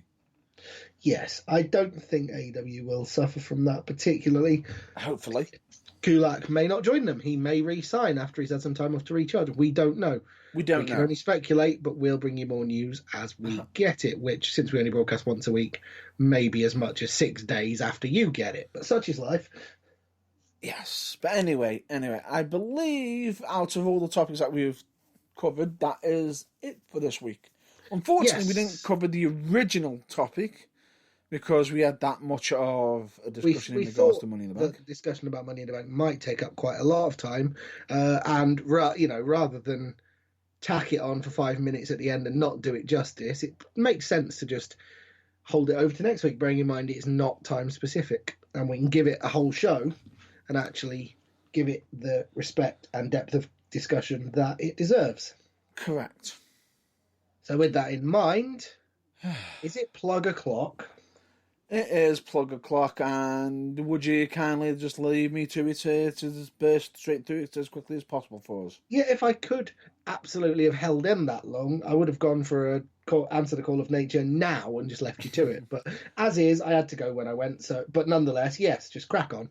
No worries. Anyway, ladies and gentlemen, that is it for this week's regular, discussions for the Burning Truth. We're going to go on to plugs, which is I'm just going to recommend some checkouts. UKWA, also known as UK Wrestling Alliance, for basically check out charitable organisations like Change for Health and Wellbeing, Change Recovery Radio, Mind, Messy for Mind, Donna Louise, Hospice Care for Children and Young People, Cancer Research UK. The information could prove massively useful, and you can end up, helping somebody out with the information that they've got on their website. You never know. We, of course, also recommend you check out the lighter side of wrestling by check out Botchamania, WrestleCrap, and OSW Review. You're welcome, Matthew. You're welcome, R.D. Reynolds. And, of course, you're welcome, OSW Review guys. We, of course, also recommend you check out Paulo Pass Radio Show, hosted by Magic Mark Adams. And, of course, it is also his additional podcast that he's been doing from time to time. I believe he's just recently revealed that he's done 50 plus episodes of Don't Say the C Word, which is actually on Spotify. I highly recommend it. I have been a guest on it and is absolutely entertaining as hell. We, of course, also recommend you check out We the Independent on Spotify. That's with an IE, not a Y, because they've got some massively interesting interviews. Check out Think Wrestling, hosted by none other than Tom Baker, and we don't mean Doctor Who. We, of course, also need to mention that Train Pop Culture podcast is making a comeback soon, but I'll most likely have details in regards to that as soon as it does come back. And, of course, I also recommend you check out Hatred Theory, which I do have to put the disclaimer. If you do check out Hatred Theory, it is for it has more of a sweary language on there, so be advised that it may be unsuitable for certain listeners. Of course, we also recommend you check out Kayfabe Music, as they do absolutely amazing theme music. They do the Burning Truth theme music. They've done my wrestling theme music that I will be debuting hopefully when the current situation changes. We, of course, also recommend you check out Turnbuckle TV, where you are able to check out at least over 30 to almost 40 plus companies for just $3.99. Amazing content on there. You know, $3.99. Get to watch all the UK Away shows and other wrestling companies. So please check it out. We of course also recommend you check out and support your own local wrestling companies like Future Championship Wrestling, United Wrestling, Pro Wrestling for You, Future Shock Wrestling, Academy Pro Wrestling, Falling Star Wrestling, Venom Wrestling Federation, Slam Wrestling, Wolfman Pro Wrestling, and many more. And just in case if you don't know if there is one around you, we of course also recommend you check out a mobile app, none other than Babyface Wrestling app, where you can check all your any information. You can follow any of your favorite wrestlers, follow any of your favorite wrestling companies. It is massively interesting, and I believe they've also got some blogs on there, so please, I do recommend that. And of course, we will also recommend the Burning Truth website, which is www.theburningtruthuk.com. I will just like to reiterate that we do actually have some external links under the link section, but please understand that we cannot be held responsible for external websites, as we do not control their content. And of course, check out our social media, which is we are on Facebook, Twitter, YouTube, Instagram, and Instagram. And you can actually listen to episodes of The Burning Truth on the website, on Spreaker, on YouTube, on Spotify, on Google Podcasts, on Deezer, on iTunes, and many other sources as well. And that is the plugs done for this week. So this Wonderful. So with that, let's get into the, this is, as we say, it's a wrap up. This is going to be our final message, which is always our mental health message, which is, at this moment in time, I'm just going to state, I know a lot of people are probably going to be wondering, probably thinking we've been in, basically on lockdown for multiple weeks, depending on where you are. I will state this: don't be afraid to pick up a phone. Don't be afraid to speak to anybody. And if you are having a bad day, you are okay to have a bad day. Don't worry. Everybody has a bad day. But if you feel though that you need to speak to somebody or need to seek help, please do so. And it's not a sign of weakness in whatever case, as we do actually quote Tom Campbell from Cultaholic. It's basically stating that never compare your behind the scenes to other people's greatest hits. But at the same time, I would like to just point out that regardless of you being behind closed doors or anything, you are only one phone call away, one message away from speaking to somebody, using the power of the internet, and they will most likely be there for you. But if you are having a bad day, fingers crossed it does get better, and we hope that if you do need help, that you do seek it. But if that's not the case, but regardless of all that, stay awesome, everyone, and we'll hopefully catch you next week. Indeed we will. Stay safe, stay awesome, and speak to you next week. Thanks for listening. So with that, as Nicola was trying to reiterate, stay well, stay safe, and until the next episode, stay awesome. Share the love to your local wrestling promotions. Even give a phone call to some family, friends, and colleagues you haven't spoken to in a while. Until then, catch you later. Ta-ta for now.